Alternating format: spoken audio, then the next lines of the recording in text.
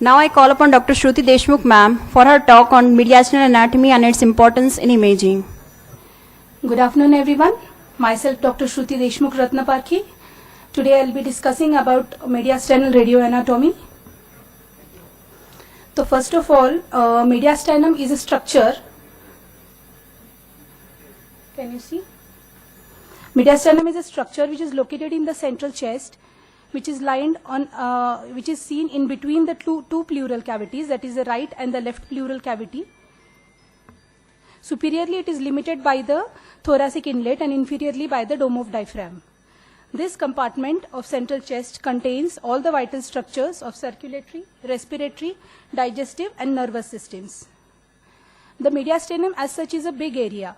So if we classify the mediastinum into different compartments, it becomes easier for us to identify the pathologies well and to come to a closest possible differential for these pathologies. So the compartmentalization scheme which was developed by Felsen divides the mediastinum into 3 divisions. It is based on the landmarks on the lateral chest radiograph. Here, on the lateral chest radiograph, we draw 2 lines. These are 2 imaginary lines. The first line is drawn from the anterior wall of the tracheal shadow, inferiorly extending up to the posterior pericardium. And the second line is drawn along the thoracic vertebrae, 1 centimeter posterior to the anterior margin of this thoracic vertebra. So the area of the mediastinum in front of the first line is the anterior mediastinum, and the area in between the 2 lines is the middle mediastinum, and the area behind the second line is the posterior mediastinum. In this classification system, we use 2 imaginary lines, so sometimes it becomes difficult for us to localize a lesion just based on this classification system. So the Japan Association for Research on Thymus proposed a CT-based division for the mediastinal compartments. Here, the mediastinum is divided into 2 main compartments, that is the superior mediastinum and the inferior mediastinum. Here also we use an imaginary plane that is anteriorly extending from the sternal angle to posteriorly along the inferior border of the 4th thoracic vertebra.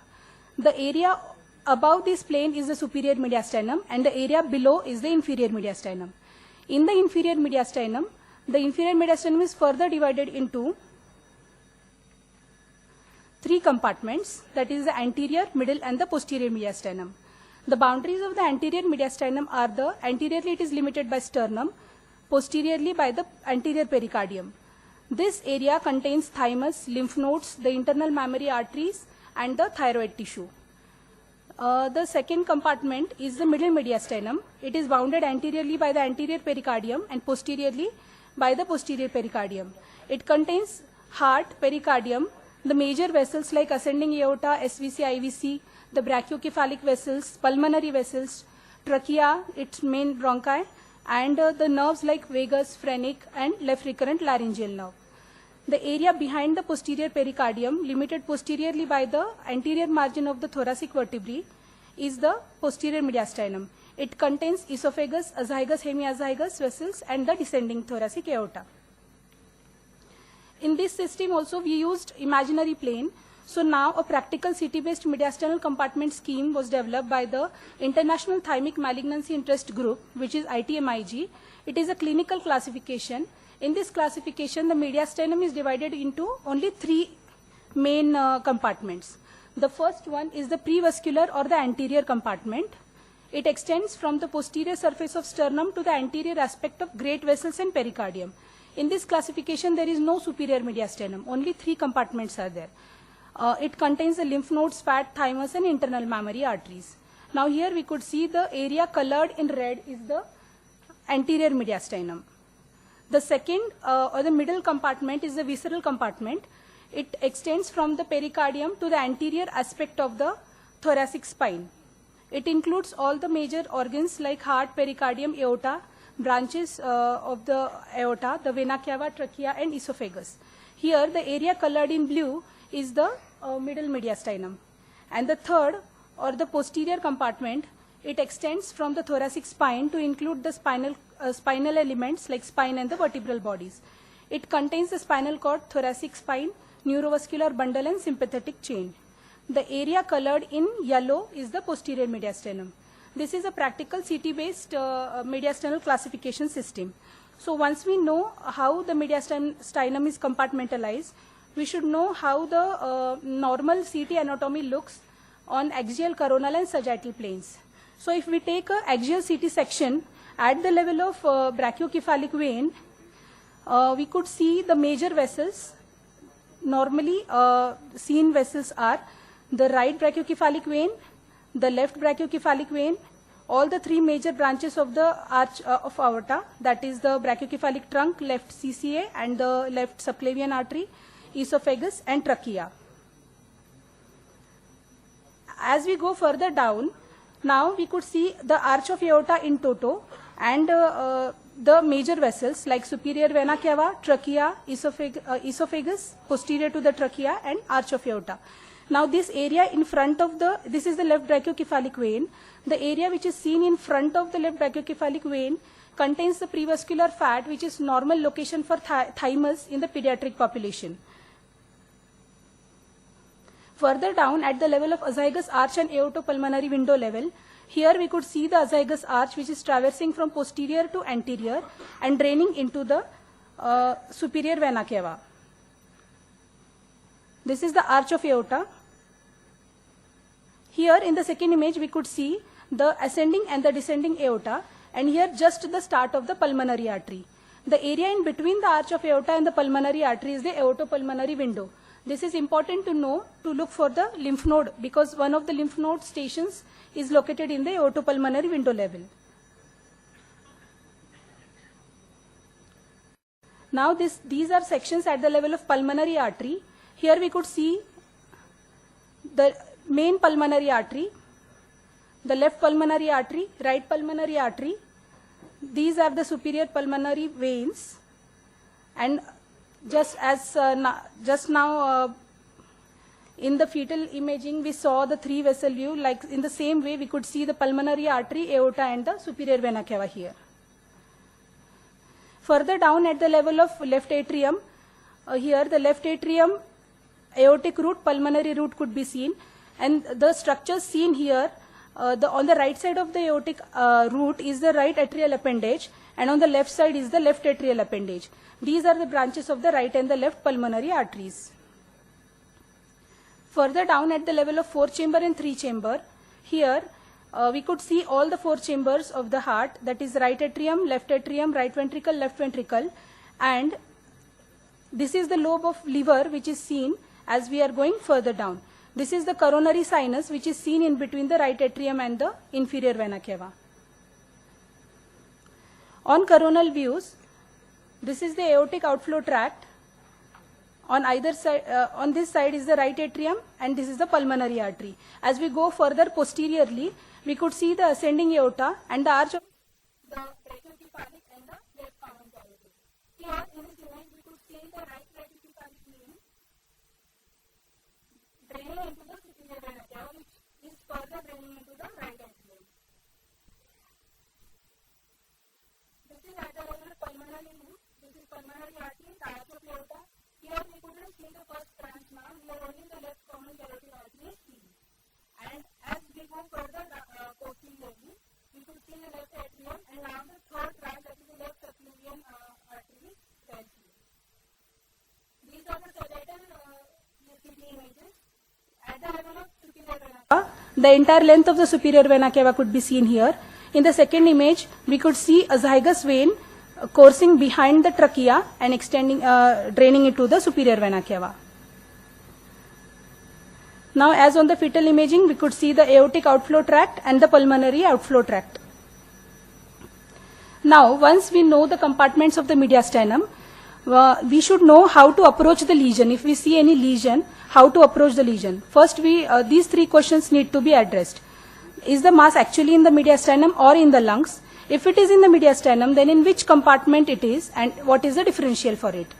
For that, the first and the foremost investigation we do is the X-ray chest, PA and lateral views. Then nowadays we go for CT, MRI and tissue biopsy is the gold standard. So to localize the mass in the mediastinum, as we have seen earlier, The mediastinum is lined on either side by the parietal pleura of each lung. So as the pleura is covering the mediastinum, the masses in the mediastinum will have a smooth contour and they'll create obtuse angles with the lung parenchyma. I'll show further. And as these are in the mediastinum, they don't contain air bronchograms in it, in contrast to the lung masses which contain air bronchograms sometimes. Can be bilaterally seen, but these are unilateral masses. And the mediastinal lines will be disrupted in a mediastinal mass. Here in this image we could see, this is a lung mass which is sitting over the pleura, so it is forming acute angle with the surrounding lung parenchyma. While here, in the second image, this is the mediastinal mass which is sitting below the parietal pleura, so it is forming obtuse angles with the surrounding lung parenchyma. In this X-ray chest PA views, we could see there is a mass here in the apical, upper zone of the right lung, but this is forming acute angles with the surrounding lung, so this is likely to be a lung mass, in contrast with this lobulated mass which is forming obtuse angles, so this is a mediastinal mass. Now once located in the mediastinum, so in which compartment it is, so that we can narrow down our differentials for the pathology. As discussed earlier by Dr. Varesh sir, I'll cover just a few signs. First one is the cervicothoracic sign. The anterior mediastinum is limited at the level of clavicles, while the posterior mediastinum is extending above the level of clavicle. This we use in our interest, so if a mass is seen in the PA chest view, and if it is extending well above the clavicle with clear interface with the lung parenchyma, surrounding lung parenchyma, it is likely to be in the posterior mediastinum. Like in this case, we could see the mass above, well above the level of clavicle, and it is surrounded by the clear interface with the lung. While here it is limited by the clavicle and it is not having any further superior extension. So this is the anterior mediastinal mass. The thoracoabdominal sign. Thoracoabdominal sign is same as that of the cervicothoracic sign. Here also the posterior costophrenic sulcus extends well below the dome of diaphragm than the anterior lung base. So if we could see a mass which is protruding below the dome of diaphragm and is having a clear interface with the surrounding lung parenchyma, it is likely to be in the posterior mediastinum. If it is limited at the dome of diaphragm, it is in the anterior mediastinum. Similarly, there is one important sign, that is the convergence sign. If we see that the lower border of the mass is converging towards the spine and it is seen well below the dome of the diaphragm, it is likely to be a posterior mediastinal mass. The hilum overlay sign, which sir has already covered, if we see the hilar vessels through the mass and it is not silhouetting the hilar vessels, then the mass is likely to be in the anterior or the posterior mediastinum. If it is in the middle mediastinum, it will silhouette the vessels or it will displace the vessels. The hilum convergence sign. Here in this chest X-ray PA view, we could see there is obliteration of the pulmonary bay with a bulge here, but the hilar vessels are seen converging over this mass rather than, but we couldn't see the, like in previous slide, we couldn't see the vessels through this mass. So this is likely to be a vascular enlargement, that is enlargement of the pulmonary artery in a patient with pulmonary hypertension. Now we'll look for the interface lines and stripes.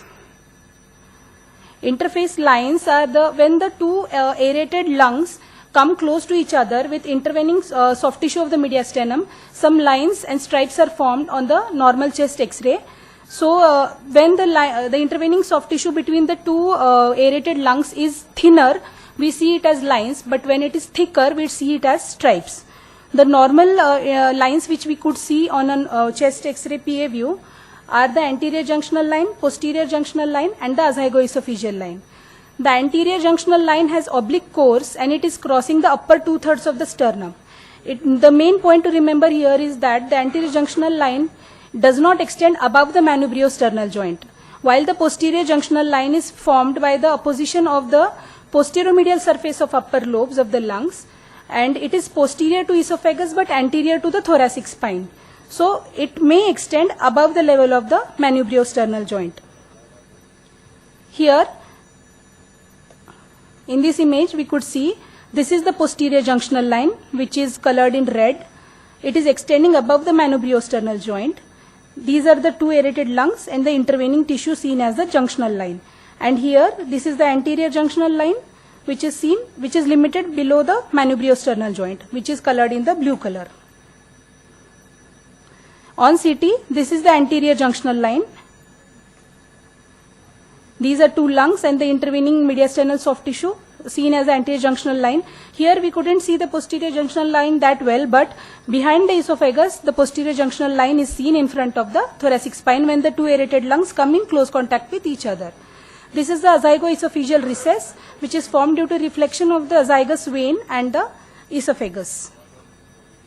The masses in the middle and the posterior mediastinum may deviate this azygoesophageal line on normal chest X-rays. Now the stripes, as I said earlier, mediastinal stripes are thicker bands which could be seen on the normal chest radiographs. Four more common stripes that we could see are the right and the left paratracheal stripes and the right and the left paraspinal stripes. Here, the right paratracheal stripe is seen adjacent to trachea on right side. It should not exceed 4 mm. It should not be thicker than 4 mm. If it is more, then this could be likely a middle mediastinal pathology. Same is with the left paratracheal stripe. The right paraspinal stripe is not commonly seen because, and the left is seen because the descending aorta is passing, so the reflection could be seen well on the chest X-ray and CT scans. Any pathology in the posterior mediastinum will cause widening of this left paraspinal stripe. So these are the differentials for the mediastinal masses. Once compartmentalization is done, if it is in the anterior, middle or posterior, we know. So depending on that, the lesions are, if on the CT it is of fluid attenuation, fat attenuation or vascular, depending on that, the differentials we have to consider. Statistically, it is more important to remember that most of the masses, more than 60%, are thymomas, neurogenic tumors, benign cysts or lymphadenopathy. In pediatric population, more than 80% are neurogenic tumors, germ cell tumors and foregut cysts, while in adults, it is commonly lymphomas, lymphadenopathies, thymomas or thyroid masses. Lymph node stations I'll just cover in short. There are 14 lymph node stations of mediastinum. These are important for the staging of these lung cancer patients. So the International Association for Study of Lung Cancer, that is ISLC guidelines, there are 14 lymph node stations which are grouped into 7 zones. I'll just go to the images. This is the first to the supraclavicular zone. These are the nodes of the supraclavicular zone which are included in station 1. That next is the upper zone with stations 2 to 4. The aortopulmonary window zone. It includes lymph nodes of stations 5 and 6. The subcarinal zone, that includes the lymph nodes of station 7. The lower zone, station 8 and 9. Then the hilar or intralobar zone. Here the hilar and intralobar nodes are included. And the peripheral zone, which includes station 12 to 14. Thank you.